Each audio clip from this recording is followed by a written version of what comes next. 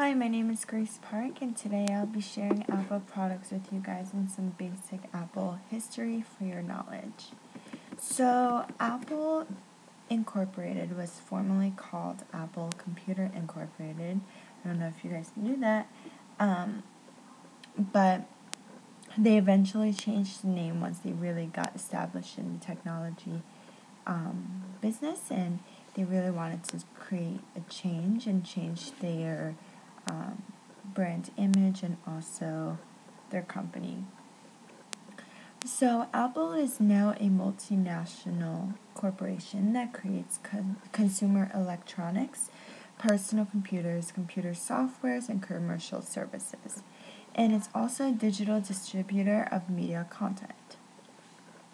There are some of Apple core products that everyone is most likely going to be familiarized with. So their core products are the iPhone smartphones. They also have iPad tablet computers, which really replaced the laptops, and I'll explain to you later on what Steve Jobs' philosophy behind creating it was. There's also the iPods, which are portable media players, and it's really useful and people love to use it just to listen to music so they could keep it separated from their phones. And then lastly, the Macintosh computer line. So the founders were Steve Jobs and Steve Wozniak, and they created the first Apple computer in 1976 and then incorporated the company in 1977 in Cupertino, California.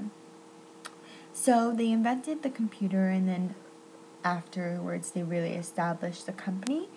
And shortly after the Apple computer was really established, they started to get a lot of views on it. So they really tried to create different computers that will tend to different customers' needs, and it was kind of like a test product.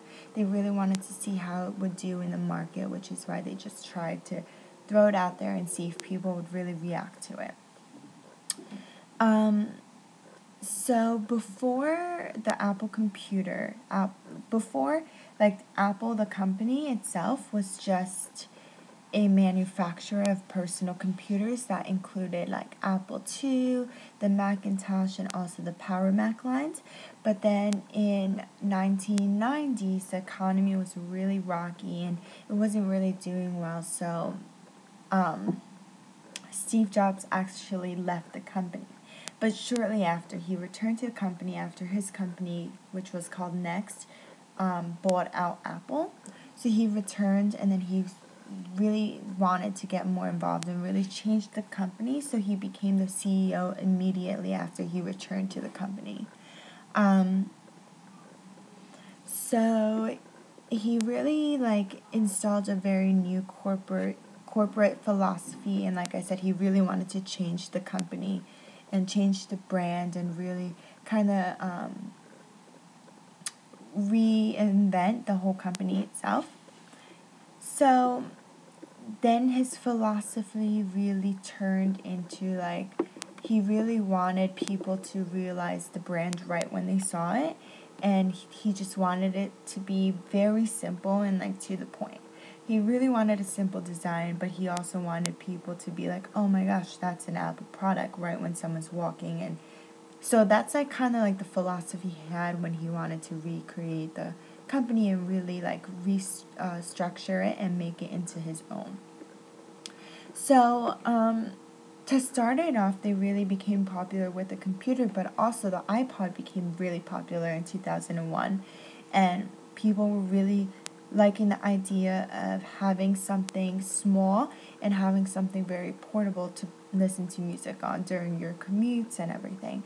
Then shortly after, in 2003, the iTunes became really popular, which is where you could download music, and now it's becoming something a lot more innovative than what it started out to be. But it started out for only Apple users to use to download their music or to buy their music off of. Those two things really amped up the company and really got it starting.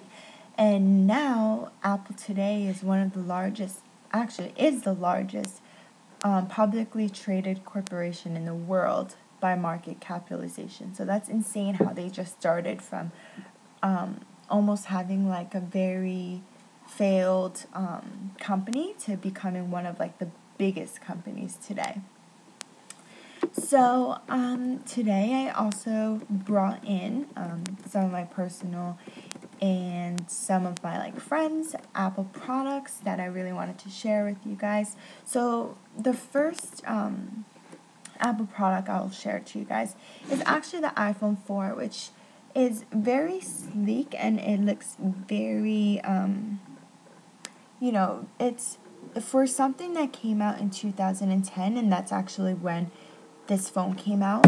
It was very different than all the other smartphones that just came out. So we were all really into it, and we really were interested more in the company and how they became, how Steve Jobs was so innovative. So it came out in 2010, and it was known to be the lightest smartphone available at the time, and it was very light in the size, and it looked very sleek and very simple, just like the philosophy that Steve Jobs really had.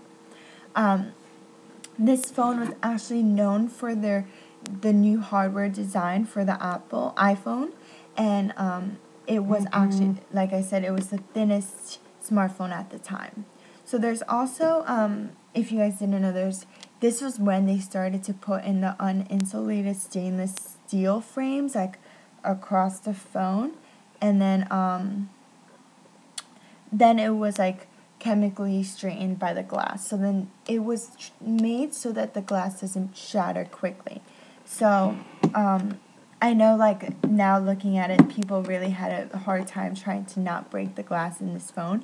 But the good thing about Steve Jobs that I really liked, and Apple itself, is that every year they become more and more innovative, and they take in what the customers' complaints are, and they really listen to it, and he tries to create something that will fix and cater to the needs. So that was the iPhone 4. The next thing Apple product I'm going to show you guys is the iPhone 5S that is fairly new, but they obviously have something newer out. But I'm going to be talking about the iPhone 6, so I don't have it with me to show you guys, but the iPhone 6 just came out this year, and it was like a really big hit. People were waiting in line for forever to buy these new phones, and Apple came out with two phones this time. So they came out with the iPhone 6, and then they also came out with the iPhone 6 Plus, which is a lot larger than the iPhone 6. So it was a big thing that like Steve Jobs died and passed away, and like who's gonna take care of the company. But like people were really nervous for the company, but if you look at the company today, they're still the largest corporation, and they're still doing such an amazing job because Steve Jobs really handled his company really well and really hired people that will be able to take care of the business and keep it long going. So now this iPhone 6 and 6 Plus that came out this year is even thinner than the phones that they started out with when they were looking at the iPhone 4. So if you look at the iPhone 4, which I believe the iPhone 4 came in two colors. So it came in the black and the white. If you look at the iPhone 5, this is the 5S, but they started to come out with different colors starting from the 5S. So starting from the 5, excuse me. So when they brought out the 5, they actually brought out different colors. So this one's the gold. So they had gold, they have silver, and they also have black. They also had something called the 5C, which is just like, it was at a cheaper price point, but it was also something more fun that had colors such as like pink, green, yellow, and like white and black. You could get the classic ones, but they were really like fun and new. So every year they come out with a new phone, they get thinner and thinner, but the iPhone 6 was known to be really thin. And then also it's known to have a tall screen, but they have the same width as all the other phones, and they all measure 4 inches diagonally, which is really cool, and like if you think about it, it's very like innovative and really smart of him to think that way, to keep it the same diagonally, like inches wise, but just make the screen a lot bigger and more convenient for people to really get more in depth with their phone and do more things on the phone. So they really changed the hardware, the software, they improved the cameras, the design, and there's also the fingerprint scanner on the iPhone 6 and the 6 Plus, this new, and also like, it's not at like a very expensive price point, so if you have an upgrade, you could really get the iPhone 6 that starts at $200. So the next product I want to talk about is the iPad.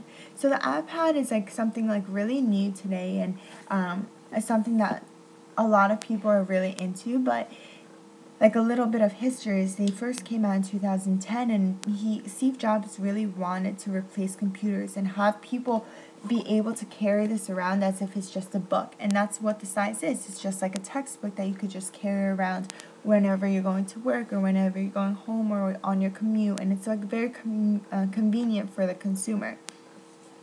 So he really made it something that you could do, so like you could carry your work with you wherever you go and get connection. And like now they have iPads that you could hook up to with 3G and just pay for it, and like you don't have to wait until you have Wi-Fi. So it's like really convenient to just have it on you and have access to everything that's on your computer and be able to search the web. It's a lot different than if you had a phone and you were looking at through your phone. It's very different. So that was his mastermind behind creating the iPad. So the last product I want to show to you guys is actually the very famous MacBook Pro that was created in 2006. Now there are 3 generations of the MacBooks, which continuously get advanced each time, and but it was the 3rd generation, the very recent one that I want to talk about, was actually introduced in 2012, and every year, like I said, something gets very innovative, and they change the design of it just to go along with what consumers are really wanting. So those are the products that I really wanted to speak about because they're the most known products of Apple, and that's kind of what really helped them create their brand image today. But I also wanted to touch up on the demographics of Apple consumers, because if you go around, like you can see so many people carrying Apple phones, and you kind of wonder what makes them so different about like PC users or the competitors like Samsung and Motorola and LG, HTC, BlackBerry, and other tech companies. Like, what makes Apple users so different, and what makes the company so different? So when I read up an article on the Wall Street Journal, they really talked about the different demographics and different people that really that each company really caters to. And when I was looking at Mac users versus PC users, it was really interesting to see what they said. So they really said that Apple users and the demographics of Apple users tend to be a lot younger and more hip. They are better educated, they live in urban areas, and they're more affluent.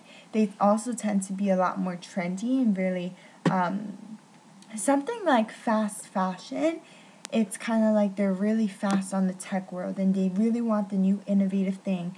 And honestly, I believe Apple is like something, it has to do with fashion because it's a trend. Like, everyone wants the new thing. And I feel like you could put Apple, even though it's a tech brand, it's actually really has to do with a fashion brand, because fashion's all about getting the people interested and pulling people in.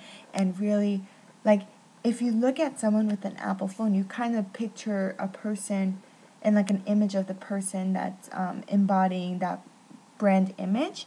So I feel like, of course, like some of these demographics that the Wall Street Journal talked about is not obviously correct. Like, there could be like a very hip, young, educated person who lives in a urban area that really wants to use a Samsung phone.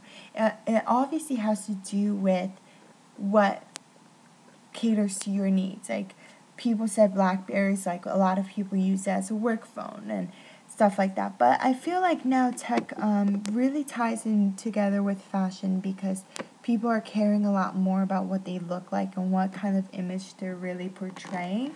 So I feel like that really tags along with it.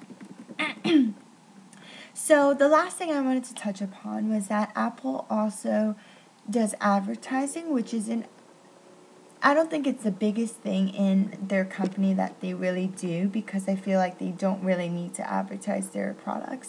I feel like, they advertise in like the subways, they have posters, magazines that they're in. It's a lot of like advertisements online and stuff like that. But I feel like majority of the time their marketing technique is celebrity endorsements. If you look at like a lot of TV shows, or if you look at a lot of movies, a lot of celebrities are using Apple products, which really get the users like interested and really want to kind of, you know how like our world is, everyone wants to look like a celebrity. So if you're looking at like Gossip Girl, I know everyone was carrying an iPhone when that first came out.